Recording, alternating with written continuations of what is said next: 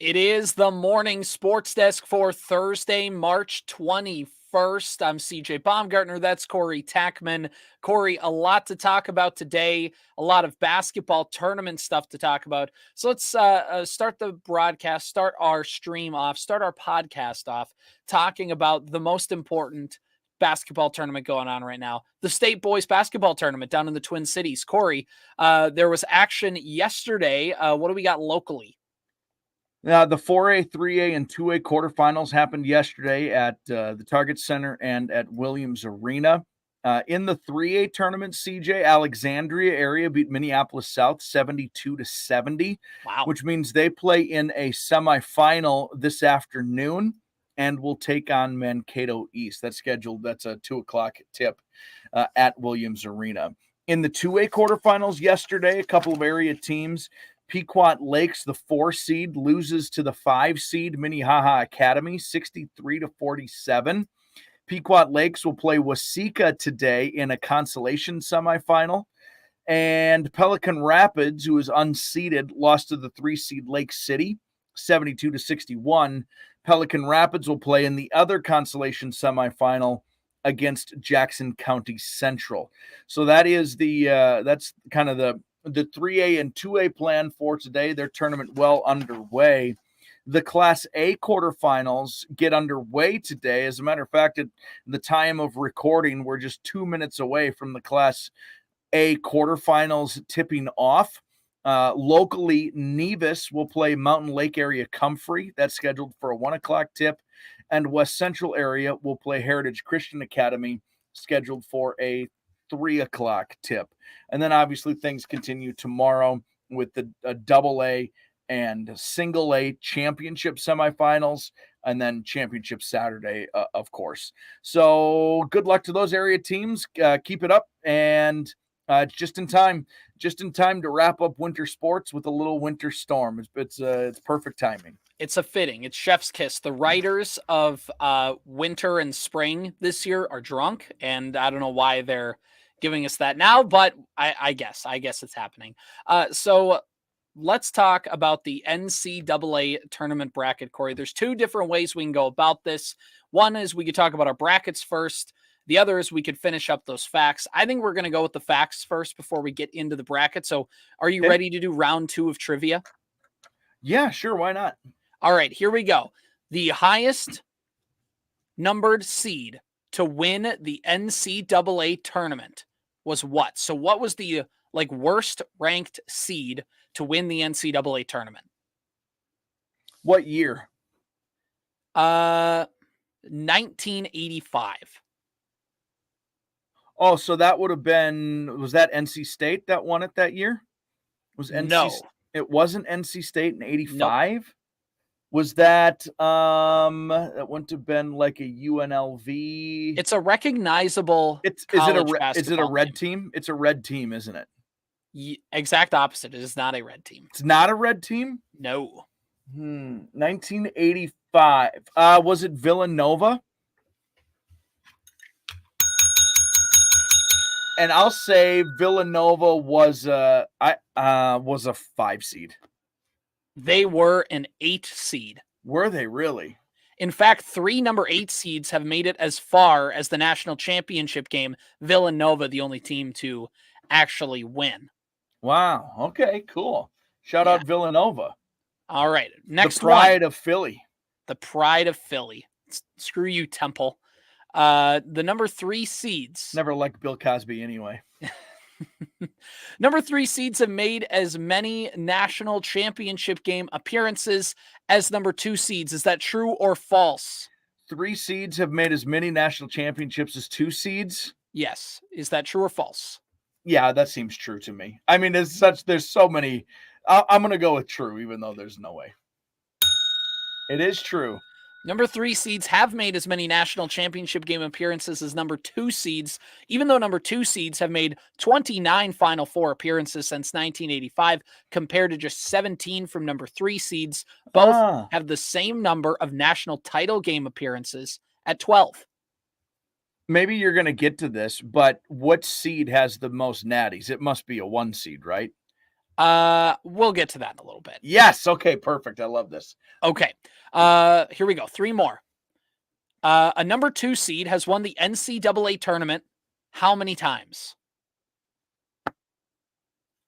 How many times did you say they made it? They made the Final Four 29 times. Okay.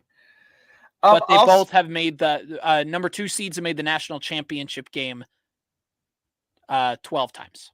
12 times. Okay, so I'll say they have 9 national championships. And the correct answer is 5. 5. Wow, that seems not good. Happens less than 15% of the time. Okay. The last time a number 1 seed did not cut down the nets at the end of an NCAA tournament was, of course, last year with UConn. But the year before that was when Villanova won it as a 2 seed in 2016. Sure. Okay, 2 more. The number 12, we talked about the 5-12 upset yesterday. I think that Villanova team was like DiVincenzo and stuff, right? Yep. Yes, it was. Okay.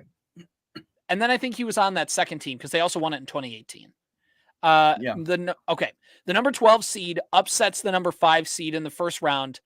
What percent of the time? Say that again. So the 12-5 upset in the first round.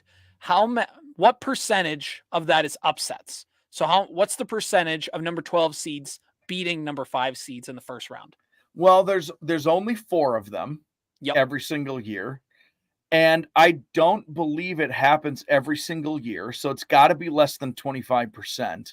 Mm-hmm. I'll say it happens at a 19% clip. And 35% of the time. It does? Yep. Holy moly. Since 1985, number 12 seeds are responsible for 50 first-round upsets. Don't want to be a 5 seed, apparently. No, that's, again, when the Gophers got seeded 5th in 2017, we knew it was doomed. It was doomed from the start. Our last trivia question here. A number 1 seed has won, true or false, has won 22 of the past 35 national championships. I'll say false, but only because the way you stammered kind of through that, I could tell you were figuring out the question on the fly. So I'm assuming you had to change the number at the very last second. So I'll say false. Corey, you're giving me way too much credit. That is 100% true. Since in 1985, March Madness was expanded to 64 teams. Since then, there have been 35 NCAA tournaments, according to this from a couple of years ago. And the number 1 seed was won a whopping 22 of them. That means the number 1 seed has won more than 60% of the NCAA tournaments in the modern era. It also means there's a good chance most winning March Madness number 1 seed winning again this year. Number 1 seeds have also made 57 Final Fours and 34 national championship game appearances, being the most. It is now, in spite of the 5-12 upset stat that you gave out, which is insane. Mm-hmm. I believe with all of my heart, and I believe this for a very long time, if you want to win a bracket challenge, you have to have higher seeds make it to the Final Four, make it to the national championship. Your upsets, if you want to pick some upsets early in literally in the first round, that's okay. But you better be considering going chalk from that point forward. That is how I the Cinderella stories don't win you the bracket challenges. They don't. And because all you're going to be getting points because everyone else, if UConn loses early, it's going to wipe a lot of people out, but you're not going to fall any farther behind because everyone's got UConn going a long, long ways in this tournament, winning or whatever. And so I don't know. That is my like bracket philosophy. If you want to pick some upsets, you can pick them in the first round. And then unless you believe with all your heart in a certain team for whatever reason, like from that point forward, you going chalk is going to win you the bracket more times than not. Exactly. Speaking of winning the brackets, let's get to it. Corey, obviously games upon recording are just kicking off, so we don't need to go through every game, and whenever people listen to this, some games will already have happened. So we don't need to get to everything, but let's go over some highlights. Corey, who is going to make your Final Four on our Superstation K106 Basketball Mayhem Bracket Challenge brought to you by the Liquor Depot and Staples? Corey, who is your Final Four? I have the 1 seed UConn playing the 2 seed Arizona. Okay. And I have the 2 seed Marquette playing the 1 seed Purdue. Okay. So my Final Four is UConn plays North Carolina, both of them 1 seeds. And then Marquette, the 2 seed, plays the 4-seeded Kansas. Love it. So obviously, it's like we talked about. The Blue Bloods are going to be down there in the Final Four typically. So who is your national champion? I have Arizona defeating Purdue. Arizona national champions. Yes. Okay. I know what you're wondering, CJ. What's that based on? What is it based on, Corey? That was based on whimsical filling out of the bracket in the moment. I mean, same. I mean, every year I fill out my bracket and I go, oh my gosh, this is my Final Four, huh? I don't know how confident I feel on that, but I'm not going to go back and change it. Before you give your answer here, there's one other way to me to fill out a bracket. Uh-huh. But you have to be informed to do this. Okay. Okay, you have to be. I like filling out sometimes my Final Four first. Sure. Like whoever I think are my Final Four teams, I'll just put them in. And then I'll kind of fill in. Then I'll go back to the first round. You'll backfill.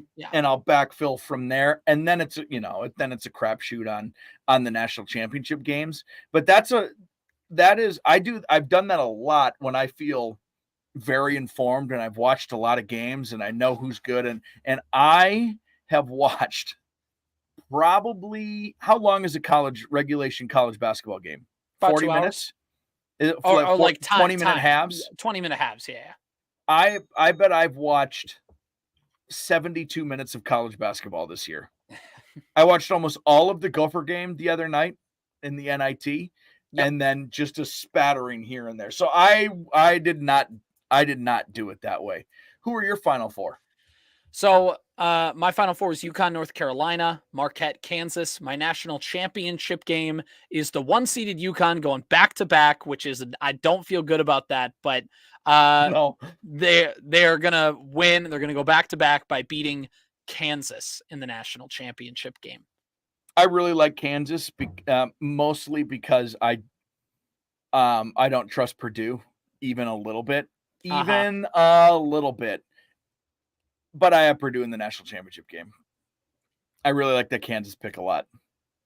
We'll see who ends up. I picked a back-to-back champion. Corey picked Purdue making it to the Final Four. We'll see which one was gutsier. It's stupid. It's got to happen for them 1 year, right? Right. Well, you see that the theory of always going with the past data. Typically, you think you're right until that one time you're wrong. I remember in 2016, Villanova was that team of like, they're always ranked number 1. They never win anything. Who cares? And then I told everybody that, making out the brackets, that do not put Villanova at all. Like, do not count on them going on a run at all. It's my senior year of high school. I felt very confident about this. I was in some bracket stuff for classes and whatever. And my bracket was utterly destroyed because Villanova won the entire goddamn thing just to make me personally look like an idiot. So that's why I have no love for Jay Wright and Villanova, because they made me look like I don't know ball. So who in your, like, that's Gonzaga for a lot of people. Yes, Gonzaga has hosted a lot of people over the years.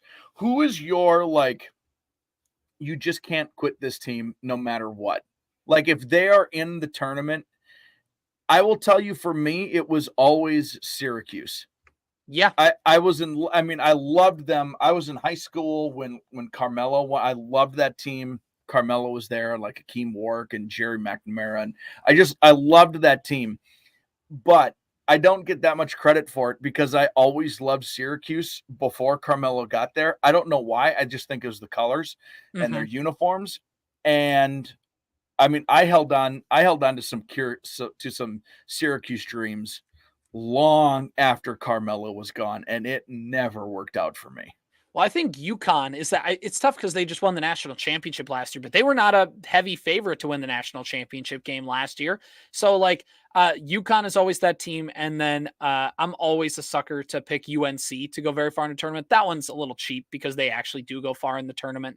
So that's not quite what you're looking for. But UConn, like they won the national championship game a year ago. But even before that, I was always a person that's like, just like UConn's always got a history, and like once every 10 years they pop up out of nowhere and they win a national title, and they're always like relevant and around, but they're never like juggernauts, and they kind of disappear. And then 2 years later, all of a sudden they're making a run to the Final Four and they're winning the national title. So that's UConn basketball for me. I can't. So what the point is to say, they're not winning national titles every year. They're not making Final Fours every year. And so in those off years, I will always latch onto them because, well, hey, they can show us that they've done it before. It pops up. This is the year they pop up. And if I say it every year, I will be right one of these times. And that's kind of my philosophy with that. UConn, when I was growing up, was a blue blood. They were in it every year. They had a lull for a while. Right. But they were always in the mix when I was growing up. Mm-hmm. It's that Kevin Ollie team in 2014 that just popped up out of nowhere that kind of got them back in that direction. And then of course, they went down for a little bit again, and then now they're kind of in this spot here. But it's in Connecticut. There's nothing going on in Connecticut. Right. And the second Gino Auriemma decides to move on, it's over for the women's program too. It's a whole lot of nothing going on over there. Right. It's the ESPN studios are like next to Cow Pasture, I think was always the joke for people who worked at ESPN, but in Bristol, Connecticut. But all right, Corey, what's your big first round upset / Cinderella story? Like what's one game or kind of team that you're going to hitch your wagon to early in the tournament? I'm not saying to the Final Four, but early in the tournament. All right. I kind of maybe spoiled this a little earlier because I'm not a big upset guy. I don't pick a lot of upsets. I don't know a lot about college basketball the way I used to. So because of that, I just trust the higher seeds, generally speaking. It's I want to try to win the bracket. My goal is to win the bracket and not get the correct upset. Yep. And most times when there's an upset, that team is not making like a deep run. They might even make it to the Sweet 16, and that's where they're going to be done after that. You know what I'm saying? Mm-hmm. So I'm looking at first round upsets. I've got a 9 over an 8. In the whatever UConn bracket, whatever region that is. I've got do I have an upset over on that side? I have no upsets in the North Carolina region. On the Houston region, I have a 9 over an 8. By the way, it was Northwestern over FAU on the other side. I have Texas A&M over Nebraska on this side. Interesting. Okay. I have, let's see, that's it there. I have a set. No, I don't have any those are my first round upsets. Those are it. Okay. Is there a team at all in that second round or like a team that you kind of envision going on that mini Cinderella run, or is it pretty much chalk in the second round? Yeah, it's, okay. I pretty much go chalk. I was trying to remember cause I kind of flew through these. No, I don't. I've got some 4 seeds kind of doing some stuff, but I've got like Alabama upsetting North Carolina. Sure. Kind of a thing, but which is in play. It's not, I wouldn't call that an upset though, necessarily. Right. Okay. Here's mine. I have a little bit scattered throughout here. One is the obligatory James Madison beating Wisconsin because better dead than red. I have a lot of times, like if Iowa gets in the tournament, I have them lose right away. Wisconsin, you're out. I'm sorry. I hope you lose. And my actual though upsets here that I have, one is like a 10-7. I have Drake from Iowa beating Washington State, 10-7 matchup there. There's a couple upsets in this side of the bracket in the North Carolina quadrant where I have the 5-seeded St. Mary's losing to the 12th seeded Grand Canyon University in the first round. Okay. And then I have them beating Alabama in the second round to then get beat by North Carolina in the Sweet 16. But beside the point, I also have Rich Pitino's New Mexico State team beating Clemson and beating Baylor and then losing to North Carolina. But my biggest upset, the one that I'm actually like hitching my wagon to in the first round, is Arizona, the 2 seed, losing to Long Beach State because their head coach, Dan Monson, is just a great story. Did you hear about this, Corey? Well, hold on. Before we get to this, I have an issue with you picking former Gopher coaches to win games here. Who the hell do you root for around here? I'm not rooting for him. I'm using Minnesota sports luck because that'll just be the conversation for the next like 2 weeks, is that Pitino is able to coach them to the Sweet 16. And I hate everything about it. I just want you to know that. Oh, I know. I don't respect you a little more at all. I respect you a lot less, actually, for making these picks. The Dan Munson story is incredible. He got fired from Long Beach State, and they told him, like, you can coach out the tournament. And then they won their conference tournament. And he was at the press conference yesterday, just him. No players were there. He said, I can pretty much reject any question I want because they're going to fire. Like, I'm fired. I'm doing this for free. He's like, you ever seen that episode of Seinfeld where George Costanza is trying to get fired from his job and he can't, so he keeps showing up to work every day? That's me. Direct quote. That's what he said. So you kind of glossed over the fact. I mean, you hit it, but he got fired before the conference tournament. And they let him coach it out. And they let him coach it out. Because he'd been there for 20-some tournament. Years. Exactly.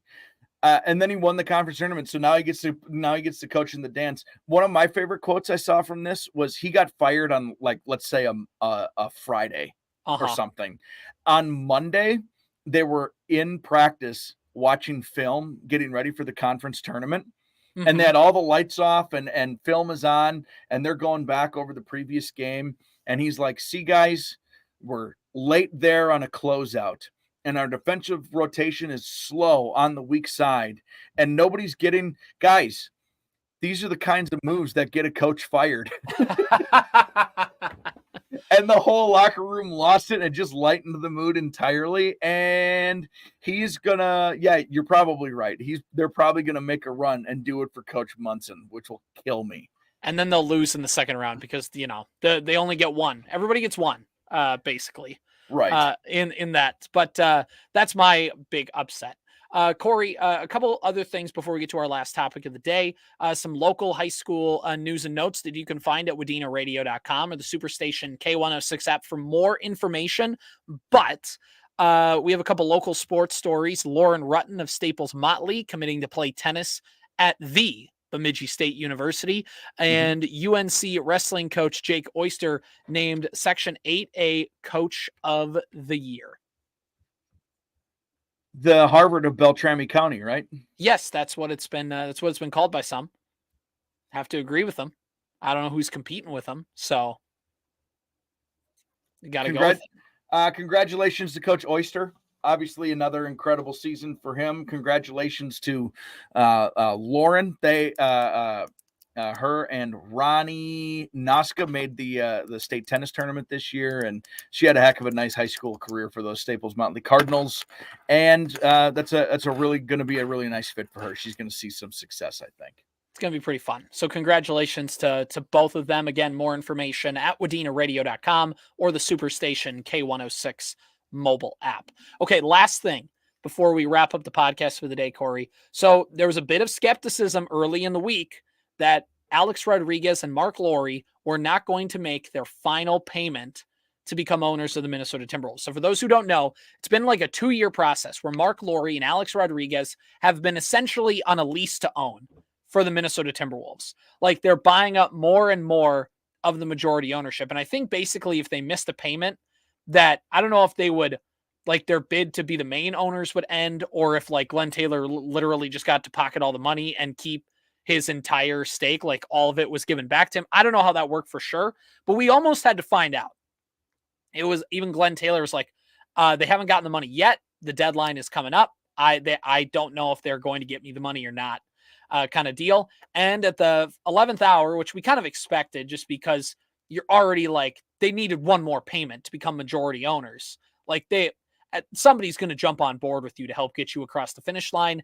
And somebody did. So Alex Rodriquez and Marc Lore are now the majority owners of the Minnesota Timberwolves. Glen Taylor is still in ownership. He just does not have the controlling stake anymore, if that makes sense. Yep. He's not the guy who can officially fire people. He's not the guy. He's not like the head of ownership. Now Alex Rodriquez and Marc Lore are. And this is, there's a few different things. Number one, hopefully, it's not like official. The NBA has to approve it, but the payment has been made. So the NBA has to like give the owners have to give the official green light to welcome them into ownership. I don't see why that would be an issue considering we're already this far down the line.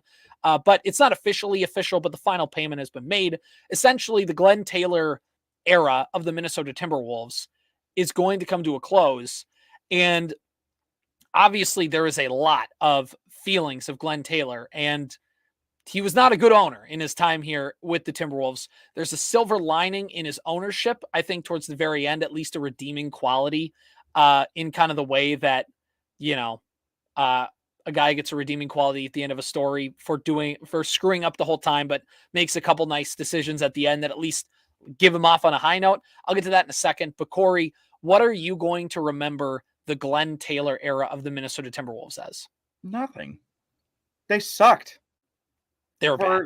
For 40 years. They were really bad at basketball. That guy did nothing cool. They had a cool run with KG for a while, and what they're doing right now is pretty neat. What did that guy do? He screwed up the Joe Smith contract and the future of that team for another decade. Nobody remembers owners ever. There will be a few that will go down. George Steinbrenner, Al Davis, Jerry Jones is probably going to be remembered. Nobody's going to, who cares? I mean that as respectfully as possible. That guy did nothing. That guy did nothing for the Minnesota Timberwolves basketball other than not put out a winner for an entire history. Right. For the entire history of the franchise, there was a winner once, basically. Well, and Glen Taylor didn't own the Wolves from the very beginning, but he bought them probably mid-90s, I think, or something, like, because I don't think he was the first. He didn't found the team, but he came in and bought it. Obviously a Minnesota guy, owned the Star Tribune, still owns the Star Tribune, and a couple other entities as well. But the Timberwolves have been synonymous with losing for, my entire lifetime. Obviously I remember Kevin Garnett. I remember people wearing his shirts. I remember the posters. I remember all of that, but I didn't truly become a Timberwolves fan until after Kevin Garnett left the team. And that'll be Glen Taylor's biggest, the messing up the botching of the final leg of the Kevin Garnett era will be his legacy of, like you said, botching the contracts, chasing Kevin Garnett out of town, and the very unprofessional manner that those two have had in their relationships, to the point of your franchise's best player's number is not retired. And he's been retired now for almost 10 years from the NBA. The petty feuding that gone on, and whatever, that's not good. The way that they handled the end of the Kevin Garnett era was not good. The way that they handled the beginning of the next era was not good. The way that they botched the Kevin Garnett trade, just awful levels of bad. And then you look at hiring David Kahn and Kurt Rambis and all of the different names that went down the line to run that team, and things were a tire fire. The Wolves were the worst organization in North American sports from 2007 to basically 2019 to 2020. They were the worst North American sports organization. And not only that were they bad, but they also were a clown show the entire time, constant, just baffling draft pick. Obviously picking Ricky Rubio and Johnny Flynn over Steph Curry is going to be one of the big ones. Their decisions over the years on, wasting the prime careers of guys like Kevin Love and other players. But the one thing that sticks out in my mind is one of the things of, the Timberwolves do a lasagna dinner at the beginning of every season, for training camp. And Tom Thibodeau is in the middle of his infamous run as Timberwolves head coach, and the Jimmy Butler stuff was coming to a head. And Tom Thibodeau did not go to the team lasagna dinner, and that upset Glen Taylor. that upset Glen Taylor more than the embarrassment that the franchise was going in for how they're handling the Jimmy Butler situation in the fall of 2018. Like it's just little things like that. He never quite got it as an owner. And in turn, it was bad decision after bad decision after bad decision. His only redeeming quality after this long tangent is that he's on his way out. And the one thing he did as a gesture of goodwill at the door is there were higher bid offers to sell the Timberwolves, but those offers would not accept in the terms of the agreement that they had to keep the Wolves in Minnesota. And the one thing I will say about Glen Taylor is at the very least, he's lucky that Anthony Edwards showed up on his way out the door. And he's also lucky, and not lucky, but this one is to his credit, that at least he is a Minnesota guy. He is a guy that kept the Wolves in Minnesota buying them the first time. Now, they weren't good, so I don't know how much good that did. But also, and who knows how long that'll last and what the wording of that agreement is. But he kept the Timberwolves in Minnesota. And I think there's at least a little bit of a silver lining to the end of a very, very bad ownership run. Yeah. Hashtag one of us, I guess. No, there's not a single. Cool, man. Good luck. He is in sports, in professional sports. One of the neat things that has happened in the last, let's say, 20 years in sports ownership is owners are now fans of the games. They're fans of their teams. They're fans of the sport. They're fans of the game, and they are they've invested into the team, but they've invested into some of the fandom. Like they want this business asset to succeed, like physically on paper, not financially. Right. It's not an old school. Glen Taylor was an old school business asset. At the end of every season, this is diversifying my portfolio. You got to look at the bottom line, and you got to go check. We'll take the check from the rest of the NBA owners. We'll get it to even. We're good because I'm going to sell it someday for billions of dollars. And cool, look, owners. So one of the things that you're getting rid of in all of this is that you lose this guy who is just dumping a business asset, who had no actual like emotional investment. Now, I'm not asking for George Steinbrenner or Jerry Jones, right? Right. I'm not asking for an ownership who meddles, but just somebody who's really interested in that franchise winning, because that's what fans really want. And I think that's what the players in those franchises also really want. When you look at other teams in the state, I think the Wilfs are wonderful owners, right? Because they don't meddle at all. It's been to their detriment sometimes. Hashtag see Mike Zimmer. But they don't meddle at all. All they do is they hire the people who think can do the job the right way. And they let them do their jobs. And if that person says, I need you to cut me a check, they go, deal. We're trying to win. Have the check. Kirk Cousins is a really great example of that over the years. A-Rod on Twitter posted a to-do list, and it was buy the Wolves, and he crossed that one off. And number 2 was retire KG's jersey.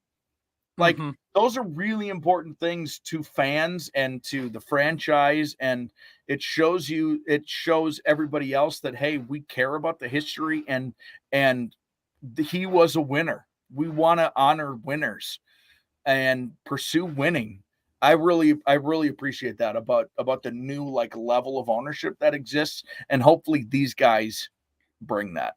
Well, it's the level of ownership like you talked about. And Glen Taylor obviously, wanted the Wolves to be good, but he was sitting courtside, but he's in a suit. You know what I mean? He's there, he's watching, but he's in a suit. And that's not a bad thing, because like when the Wolves watch games from the owners' boxes, they're definitely in a suit and they're whatever. But in the NBA, the Ishiaba guy or whatever the owner of the Suns is, who just bought the team last year, he bought the Suns, came in and said, we're trading for Kevin Durant. If you can trade for Kevin Durant, make that happen. I'll sign the check. I'll go over the tax, do whatever. And they went out and they traded for Kevin Durant.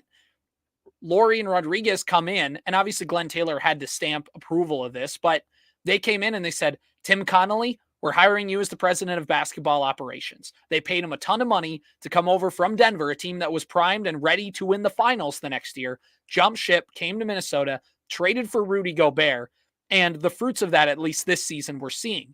But those are guys, and Alex Rodriquez, especially being a former athlete himself, but like him and Lore are younger owners, and they're guys who are more willing to wear a jersey and sit on the sidelines of an NBA game than Glen Taylor was. And that's what you're talking about, is those guys see this. Obviously, it's a business venture for them, but it's also, and in the sense of a word, for lack of a better term, it's a toy. It's a fun thing that they have. They get to jet set around with some of the best basketball players in the planet. They get to hang around with them. They get to own the building. They get to be there at a time when the Timberwolves franchise is good. And part of the reason it took so long for Lore and Rodriguez to get the money is because the Timberwolves valuation of the franchise kept going up from the moment they agreed to purchase the Wolves to now. So they're buying the team at a time when Anthony Edwards was just ascending, and the fan base is buying back into the franchise, in part as well because they knew Glen Taylor was out the door. Like, that's the other thing. They knew that, like, he wasn't going to screw it up, for lack of a better term. Like, and now Lore and Rodriguez can fumble the bag, and they could be bad owners too. But in the early portion, they are guys that right now have the franchise in a good direction, and they've partially helped that by getting Connolly in the building to run the team. But right now, they're in a very good spot, and the Minnesota Timberwolves are in a great spot. The future thing down the line, and I'll end on this, this will be my last point. The only future bit of contention will be in 5 years, once Lore and Rodriguez like get the team going and they kind of build some of their wealth back up from making those payments, is, okay, guys, the Timberwolves have made the playoffs 5 years in a row now. We going to build a new stadium or what? What are we doing here? Target Center's old. We're not putting up with it. When's the new stadium coming? And that'll be the first thing where we really find out about the ownership. There's definitely a new stadium coming. I don't see any way that that's not a huge part of their plan going forward. They'll lock up Ant for all of eternity, basically. They'll be able to like sell that part of it, the success hopefully that comes with the franchise, and yeah, there's definitely going to be some stadium talks that are happening around the Timberwolves in the very near future. Right.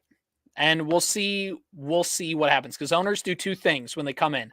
They make big trades, and then they want to put their footprint on the organization. One, as like a look what I built. And secondly, it's all real estate. So when they flip the Wolves in 20 years, they can say, look at this brand new arena I've built. That increases the real estate value of the franchise. So those are the things. And again, we'll just have to monitor it over the years. But right now, Timberwolves basketball is in a really, really fun place. And it's going to be exciting to see what the future has for the team under a new ownership. And I'm glad this is over. So like you said, we can go back to not caring who the owner is. Can I make one other point Yes. that you brought up, and then we can be done with this too? One of the ideas that you said about Glen Taylor keeping them in Minnesota, that was one of the stipulations of buying the franchise. I don't know how long this team has been for sale, and maybe 5 years ago that was a concern, because talks about the NBA moving to Vegas have these are conversations that have existed for a long time now, and probably half a decade in NBA circles. Like I said that like I'm a part of them. Getting back to Seattle is another thing that the NBA really wants to do. So I understand that, like, if Glen Taylor wanted to sell the team 5 or 10 years ago, I understand that stipulation. But the NBA is not Minnesota. The franchise isn't going anywhere. The NBA is going to expand into those. It'll expand before it relocates. It'll expand into those markets at this point. Now there may be a team somewhere that moves, right? Like, I mean, all it takes is one owner. It takes one person who wants to buy the right. team. But I'm saying, like, there could be, when you look at geographically speaking, Minnesota, Milwaukee, Chicago are all pretty on top of each other. That, there's nothing happening in Oklahoma City and around Oklahoma City. Maybe you move them back. There's a lot of kind of what ifs there, but generally speaking, this stipulation that, hey, you're not going to move the Timberwolves. That's like irrelevant. The NBA is going to expand into those cities. We're going to have in 5 years, there's going to be a team in Vegas. There's going to be a team in Seattle. Right. That's like all but been actually said out loud by the NBA at this point. So it's also a weird stipulation too, to put in there. Like, Lore and A-Rod have been trying to buy the team for how long? Has this been like a 3-year process? It started in the fall of 21, I think. So it's been like 2.5 years. 2.5 years. People in the NBA have been talking about moving into those cities for at least that long. So I don't know that seems more like I better save face stipulation than an actual helpful stipulation. You know what I mean? Right. Well, and who knows? It depends how strong the wording is in the document too. It could be like, you can't move the franchise after 10 years, and they go, okay. And then year 11, it's, we're out of here. Like that. That's also a thing. So we'll see. But this has been the Morning Sports Desk for Thursday, March 21st.